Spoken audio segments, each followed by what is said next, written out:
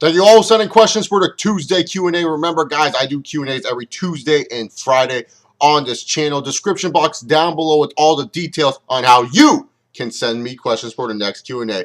The Chase Allen asks, Q&A, what would you do if you had control over the WWE? Fix their financial problems? Find a way to promote the network? I mean, being in control of the WWE, people don't understand. It's like, you're not just worrying about what you're putting on TV. You're worried about the whole damn business. And so for me personally, I would try to fix my financial problems that the WWE has as of late.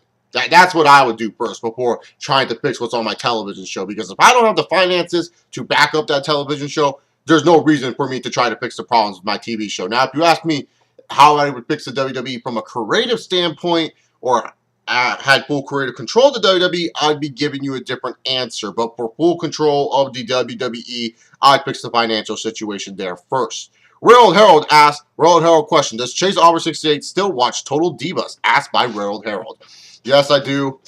This season is not as good as the previous 2 seasons, I will say that. I feel like the cast is getting way too fucking big. It's way too big to keep up with all the divas. You know, if they want to just have the cast with Nikki, Brie, you know, Natalia, Cameron, Naomi, that would be fine by me, and Eva Marie, that would be a fine cast, but like Summer and Rosa, you have to focus on them too, and it's just like, you know, sometimes they don't have anything interesting to write for these ladies, and, you know, the writing is coming off really fake this season. You know, before you could tell there were some fake moments from season 1 and season 2, but you could kind of cover it up and say, you know, that could actually be a little bit realistic, but here the writing's so fake. Like, Tyson Kidd, do they make this guy look like the worst boyfriend in the world? I mean, this guy cannot be that dumb. They make him look like such a dumbass dude, and he doesn't even act the part well. Johnny Russo asks, why is the 61013 Raw review your most popular video? It just seems strange. Good question. I don't know. That was like the one Raw review that just exploded. You know, my Raw reviews are weird. You know, some of them will do really, really well. Like, you know, they will hit like 1,000 to 3,000 views. But then most of the time, it's just like the casual 800 views, which I'm fine with. I'm very grateful that 800 people would want to watch my ugly mug talk about wrestling. But it's just like, you know, I don't know why that Raw review exploded. Nothing big happened on that Raw besides like a lumberjack brawl. So I don't know why, man. It's just weird. Paul Morcalones asks, Q&A, if Scott Steiner fought Super Dragon in a match, what will go down with Scott Steiner and the Super Dragon fan guy? Watch what he did at Raw King Khan, but just one person, Scott Steiner, calling that person fat and then punching that dude in the face. It'd be a sad day because we would lose such a funny internet meme and Super Dragon fan. But at the end of the day, Scott Steiner punched him in the face, so it's okay. So we shouldn't be mad at Scott Steiner if he punches that man in the face. But that will probably happen. Largest85 asks, what if Kanye West moved next door to you? Honestly, man, I wouldn't care. Like, I like Kanye, I like his music, but he doesn't seem like a person I want to hang out with. Like, he just seems too much of a douche. You know what I'm saying? Like, Scott Steiner, he seems like a guy from stories you hear that you want to hang out with that guy.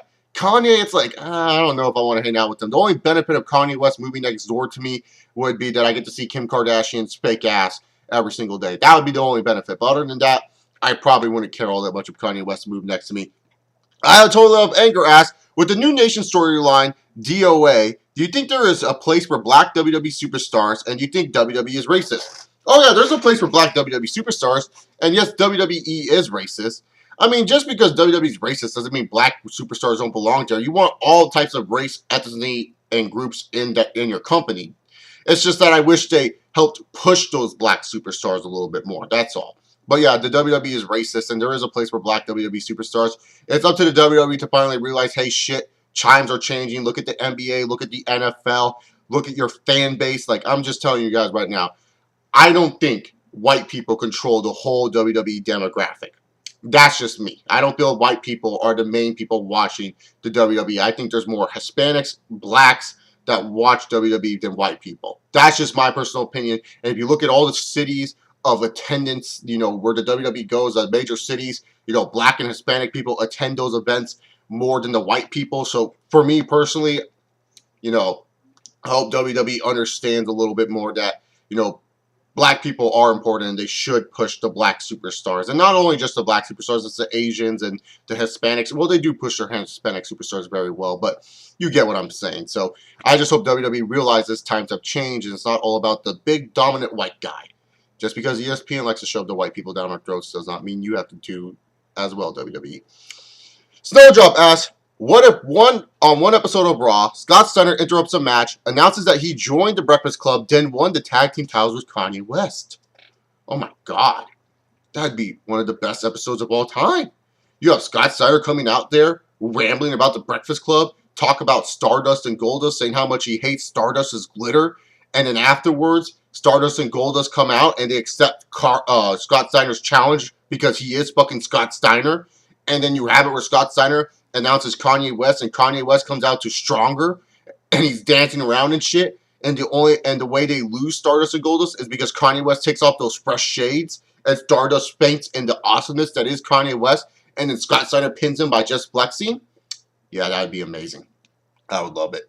I would personally love it. I don't think many out there would, but I would love that moment. Travis Nelson asks, when do you think the former Shield members will be WWE champions? All of them?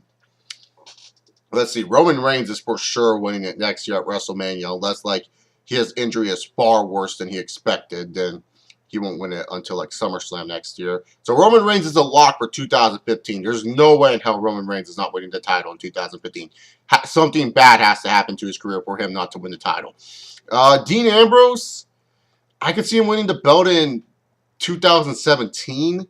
Seth Rollins, even though he's Mr. Money in the Bank and some people think he might win the belt in 2015, I don't see them giving Roman Reigns such a short reign after winning it at WrestleMania. So I think Rollins might be the first guy ever to have it where his Money in the Bank just like expires. They've never had that before with the Money in the Bank concept. So it kind of gives Seth a reason to maybe turn babyface if he wanted him to, because Triple H keeps on telling him, no, you can't cash in, and then that can lead to a Seth Rollins and Triple H feud down the line. Who knows? But Seth Rollins, if he doesn't successfully cash in, it won't probably be for a while. So all three probably will be world champions by the year 2019 or 2020.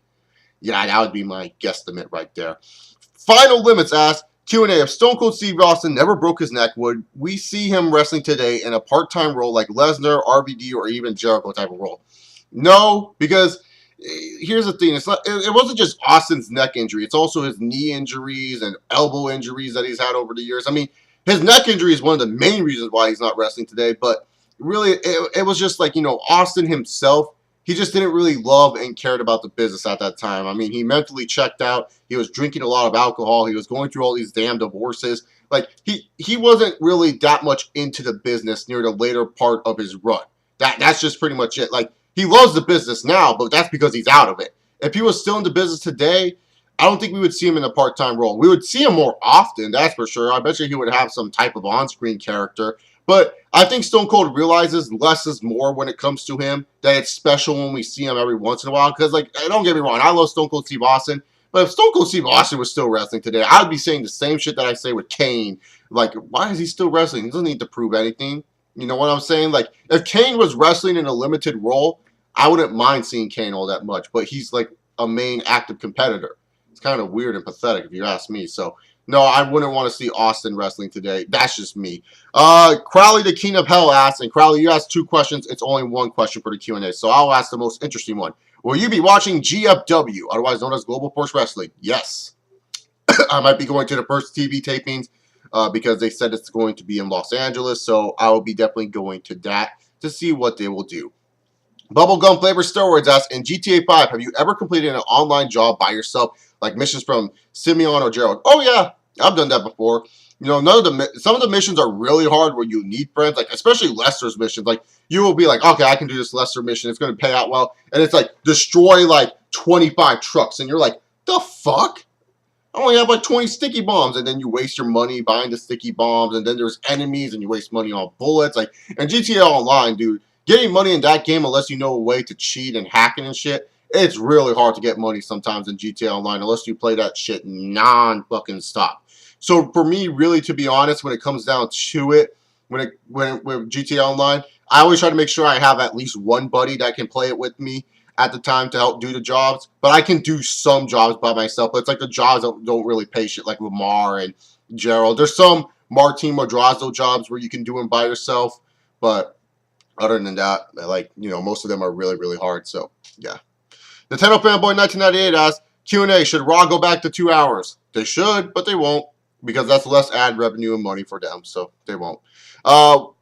Lace Up Graveyard asks, what if something happened to Mr. McMahon and he couldn't manage a company for a month or two and hired Vince Russo to run for that time? What kind of storylines do you think would happen, and how do you think the company overall would do for those few months? Oh, God.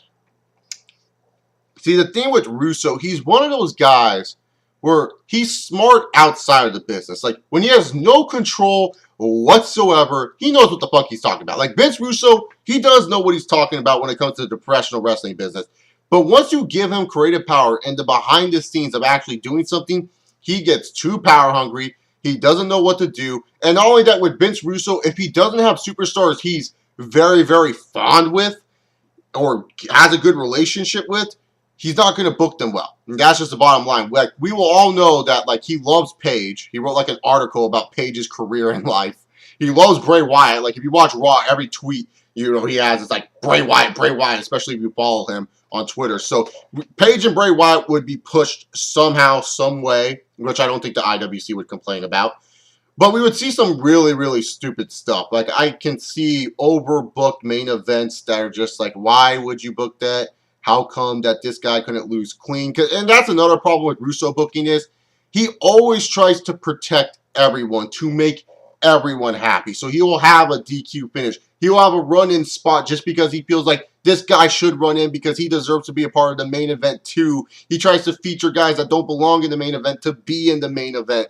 So you will have a lot of DQ finishes and stupid run-in spots. I won't be surprised if he gets a little bit too edgy with some of the storylines that he's doing to the point where, you know, you create a character that could be get the fuck off my TV type of heat instead of the good heel heat where you love to hate that person. Really, match types and gimmicks, I don't know. A flagpole match would definitely be in the works for Vince Russo. The company would be kind of a little bit more interesting, and I think a lot of wrestling fans would be interested in it, but I don't think it would turn out well at the end of the day.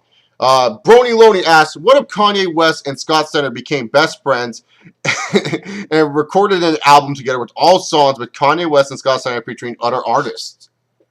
Could you talk about the best rap album of all time? I'm already a Kanye West fan. I'm a Scott Steiner fan. But Kanye West and Scott Steiner, track one better be Fat Asses, because that would be the best album of all time. Feature some Jay-Z, get some Beyonce, maybe Eminem in the mix. Hell, if you want to be risky, Machine Gun Kelly. Fuck, you could do whatever you want with that album. Just get Pharrell's dumbass there, because that album will sell out like hotcakes. Could you imagine the cover? It's like Kanye West posing and Scott Steiner doing this, and the title of the album is Fat Asses. That's the album title. It's Fat Asses. And track number one's Fat Asses. Track number two is Big Papa Pump. Track number three is like, I don't know, rest of Scott Steiner catchphrases. Or I Do Him an Egg. Yeah, track number three would be I'll Do Him an Egg. Track number four is You Had a Chance, but You Lost a Chance. Track number five is Math Lesson. Track number six would be, I don't know, man. I'm running out of track ideas. That'd be amazing, man. I would love it. Just because it would be Scott Steiner and Kanye West rapping together. Scott Steiner trying to rap would be amazing. I Love Watermelon 525 asks, what if Big Show, Mark Henry, and Big E turned heel and joined forces with Brock Lesnar and Paul Heyman as a new Dangerous Alliance? Oh, that would be a great idea.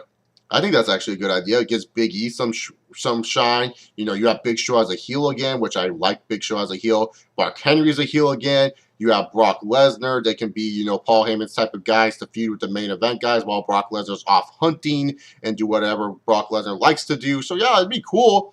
The only problem with that, I Love Watermelon 525, is we all know where these guys are going to end up. So it's a good idea, but the ending always sucks because it's going to revolve around Cena. Or if not, they just get Superman punched in the face by Roman Reigns. Lona Low asks, what do you think of Miz versus Boogeyman feud from 2006? Honestly, I did not care about it, man.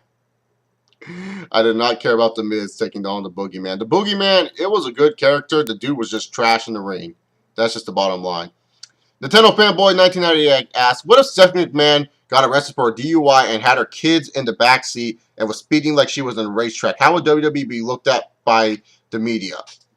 they wouldn't be looked at hard. They would just call Stephanie a terrible mom. You know, a lot of mom activists would be very, very harsh and want the kids to be taken away from Stephanie McMahon. But in all honesty, it's not like the WWE would be looked bad on that. It'll just be Vince's daughter. I mean, if Vince McMahon did that shit with his grandkids, oh yeah, the media would bash the WWE because the owner is doing something stupid like that. But the principal owner, Stephanie McMahon, be a TV character, and not only that, just being a head creative person, you know, the WWE will get some flack, but not a lot of flack, and Vince has some money to cover that shit up from the media. So yeah, man, they wouldn't be looked at bad. If you said Vince McMahon, oh yeah, they would be bashed big time. But Stephanie, you know, a little bit, but Stephanie would just have to apologize, and that'd be good enough. And then Vince, like I said, has enough money to cover up all the crap, so why not? Redwolf316 asks, what would you do if you had 1 million subscribers? Probably the same thing that I've been doing on my channel for a long time. I probably wouldn't be able to answer everyone's Q&A questions. I would definitely have to like shorten up the Q&As or answer the most interesting questions, but probably the same thing. Nothing would change with my channel. Clarkson Lopez asks, are you even going to be to a guy that has a star caliber of Hulk Hogan, Stone Cold Steve Austin, or Rock? Are WWE ever going to a guy that has star caliber? Or are we going to get a guy that has a star caliber of Hulk Hogan and The Rock? Not now. I don't see anyone on the main roster right now that has a star caliber to pass up Hogan, Rock, or Austin. I mean, John Cena, he may be the main guy, but his star caliber is definitely not there. I mean, he's well known by the casual audiences, but you don't see Cena being talked up as much as Stone Cold and The Rock were when they were hot. You know, and it's ridiculous. So many people think, like, CM Punk was that guy. It's like, really? CM Punk, besides the 1 week he cut that shoot promo, you know, the media and everyone else didn't really talk about him. He definitely became more popular, but not super duper popular to the point where it was just like he was on high demand like Austin or Rock. Not only that, Daniel Bryan, yeah, he has the yes chant, but like I said before in many other videos, the yes chant is more over than Daniel Bryan. Like, if you ask 1 out of the 10 people, do you know who started this yes chant, they won't even know. One person will probably know it's Daniel Bryan, and the other now will just be like, who? I don't know who started it. I just like it because it's easy to do. And then you look at the current crop, I don't see Roman Reigns being that guy. Dean Ambrose, yeah, he's entertaining and fun to watch, but I don't see him being that guy. Seth Rollins, I don't see being that guy. Cesaro, I don't see being that guy. It's just that, you know, sometimes, especially for wrestling fans, you know, when you get so much shit piled on and then something good happens, they tend to overrate it. They tend to, you know, act like it's better than it actually is. And that's the case with some guys. You know, John Cena, he tends to get a little bit overrated as being such a big deal for the WWE just because the rest of the crap around him is not as good. So we tend to overrate John Cena. Just like, you know, we're sick and tired of the same bullshit with all the wrestlers that are being featured in crap that, you know, Dean Ambrose, Seth Rollins, and Roman Reigns, they're breaths of fresh air. They're new guys. But it's not like these guys are like going to break the mainstream media and make you feel like, oh my God, these guys are way more important and have way more star power than The Rock, you know, Stone Cold, or Hulk Hogan. And also, it's just wrestling right now. It's not really the best form of media entertainment. You know, it's like bottom of the hole. So, no, I don't think we'll ever see that type of caliber of superstar ever again. You know, it would have to take, you know, someone that will transcend to Hollywood or something like that for that to happen. But I don't even think anyone in WWE is a good actor. Jake Loomis asks, what if Raw had a segment where Randy Orton is passing baby oil on him for 30 minutes? I hope an Indian kid's doing it.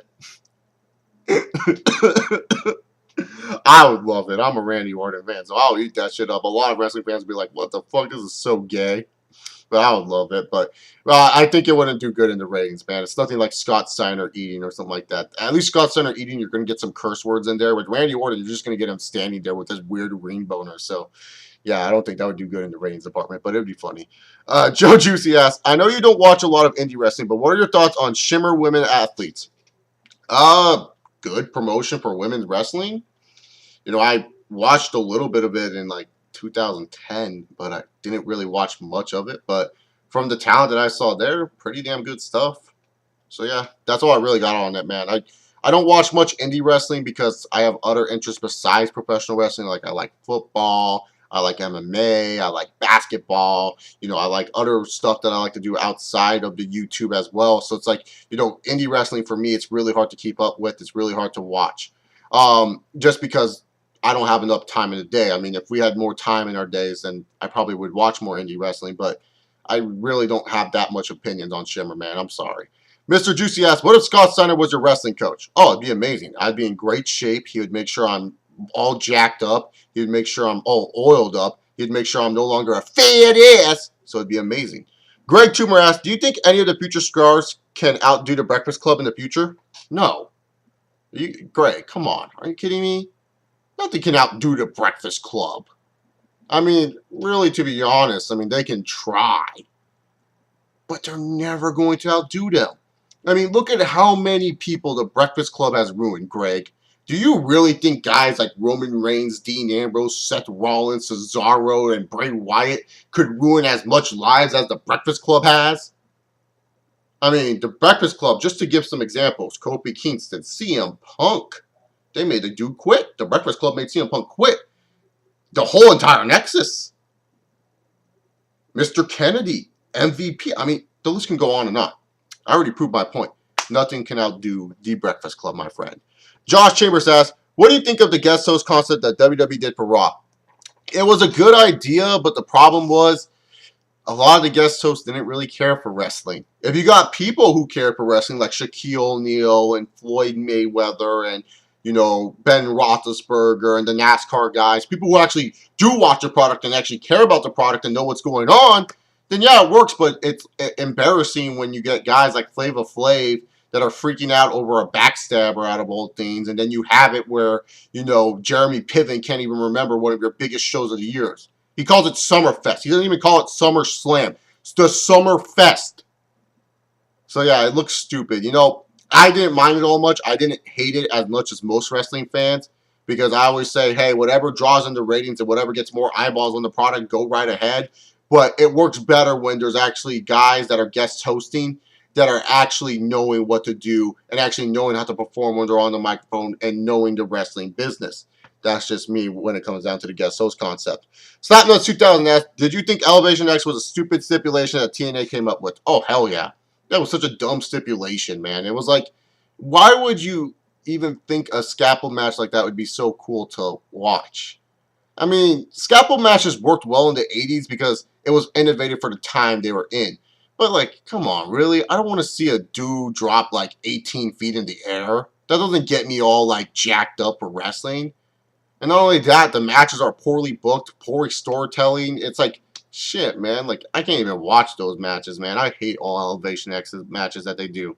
It's just hard to watch, man. It's just like, I'm sorry. I can't say I can't say anything good about Elevation X. John Cool asks, which year wrestling was worse, WCW in 2000 or TNA in 2011? WCW 2000. Because here's the thing. TNA in 2011, the company still went on. WCW 2000 killed the company. Yeah. At least TNA was still around 3 years after. WCW had only, like, what, half of the 2001 before they went under? So, exactly. Gochi Man asks, why is WWE's commentary team so horrible now? It's because they are just bad. King doesn't care about his job. JBL just wants to make stupid jokes. And Michael Cole tries his best, but the problem is if you have King who's not going to try to help you out whatsoever, and you have JBL just being a nuisance, how can Michael Cole get shit done? That's why it's so bad. And plus, you have Michael Cole having to plug everything every 5 minutes. And, you know, Michael Cole, he's not the best commentator. I'm not trying to say Michael Cole is a great commentator. He's a good to decent commentator. The thing is, like, you can tell Cole gets frustrated sometimes. I mean, if you watch, like, sometimes the SmackDowns that get leaked onto YouTube where you can hear the commentators, you know, making fun of shit during commercial breaks or something like that. Like, you can hear Michael Cole saying, like, getting pissed off in the headset saying, like, I fucking plugged the network like 9 times already. Do I really have to fucking do it again? Like, he said that before. There's a Botchamania where he actually says that. So it's like, really, to be honest, you can tell Michael Cole, he wants to do a good job, but he knows that he's kind of restricted. And it doesn't help when his partners are really bad. It really doesn't help when his partners are really bad. I mean, Cole, he's not the best commentator. I'm not trying to make him sound better than he is. He's a good to decent commentator, like I said, but I just think that it's hard for someone to do a good job when you're surrounded by crap. That's just my opinion. Mark Gochi asked, do you think it was TNA's fault for not using Aisa Flash properly? Oh yeah, it's definitely TNA's fault. They could have made her a main feature in the knockout division. You know, it's their fault. They booked the characters at the end of the day. It's execution. You know, that's always been a problem with TNA. They just don't know how to execute. Jay Walker asks, which faction did you like least, 3MB or 3 Count from WCW? Oh, I love 3 Count. 3 Count was funny. 3MB, I would say I didn't like a lot because it was just kind of like, why? Why would you do this to Jinder Mahal, who I thought you loved very much, who I thought you guys had high hopes for to actually being a decent big guy for you in your company? Why would you do this to the chosen one, Drew McIntyre, when even before him, because remember, Drew McIntyre before 3MB, it looked like they were going to repush him. They looked like they were actually going to do shit with Drew McIntyre again, and at the end of the day, they didn't really do shit. So, really, to be honest, it worked with Heath Slater, but they should have chosen 2 other guys instead of Jinder Mahal and Drew McIntyre. That's just my opinion. The Real Hill asks, what do you think of Desmond Wolfe, and was he underutilized in TNA? Oh, I love Nigel McGuinness / Desmond Wolfe. He did a really good job. He definitely was kind of underutilized in TNA, but that's not necessarily TNA's fault in that situation. It was more Desmond Wolfe help situation that kind of held him back a little bit. So, yeah, but I did love the Desmond Wolfe. Pietro Nilton asks, what if Dean Ambrose was around in the Attitude Era? Oh, he would do fine. I wouldn't say he would be a big star. Oh, hell no. He'd definitely be a good mid-card addition for sure. You could see a funny little feud with him and Austin, but Austin would bury him because he's Stone Cold Steve Austin, and Dean Ambrose is Dean Ambrose, and he doesn't have the politicking powers that Austin has. But he would definitely do fine in the mid-card division for sure. John Cutt asks, are you still watching Girl Meets World, and if so, are you enjoying it? Yeah, I'm still watching it. Not enjoying it as much as I used to. You know, it kind of lost the appeal and flavor to me, but I still watch it. Like I said, I don't really judge shows based on their first season. I have to wait a couple seasons before I can really judge a show, but so far they're doing all right in the first season. Jack Talking Dildo asks, do you think Farkle and Riley make a good couple if they were to become a couple on Girl Meets World? Fucking love Farkle. I mean, it would work for a couple episodes. I wouldn't say you would keep that couple for like 2 seasons, but definitely for a couple episodes, if you want to do some funny gags with them, sure, why not? I was trying to think of the words there. So, yeah, definitely. I think they would work for like a couple episodes, but not for a whole season or for the whole series. That'd be weird. Justin Side asks, what if Scott Steiner started dating Taylor Swift? Oh, Taylor Swift would actually make good music. Taylor Swift wouldn't be depressed anymore because she has the big bad booty daddy. There's no reason why Taylor Swift should be depressed with Scott Steiner as her boyfriend. A lot of people will start to respect Taylor Swift some more. They will say, hey, look at that beautiful man next to Taylor Swift. And then later on, Taylor Swift will make a song called Fat Asses. And it'll be a #1 hit. And Reed19 closes the Q&A, asks, if you were in a zombie apocalypse, which wrestlers would you want to be in your group? Oh, easy. John Cena, because I have a theory John Cena is a robot, and so I don't think John Cena could get affected by the disease, and if I get tired, John Cena would be able to lift me easily and help me out. I would also want Trish Stratus, just so I could have a hot girl to have sex with. You must always have the hot girl to have sex with and save. Then, not only that, just for backup cases, if Trish Stratus, gets eaten by a zombie or something, I'd make sure Lita's there, just to make sure. Triple H, because I don't think he would put over the zombies. Scott Steiner for comic relief. Big E, just because I find Big E funny and I think he could rip some zombies in half. CM Punk watches a lot of Walking Dead, so CM Punk would be with me. And one more motherfucker, Funaki. Just because Funaki would be the perfect guy to throw into the zombie apocalypse, just so that way the zombies can eat him. And we're saying, you know what, Funaki, you did your job. And I think Funaki could actually get the zombies to laugh. So, yeah, Funaki.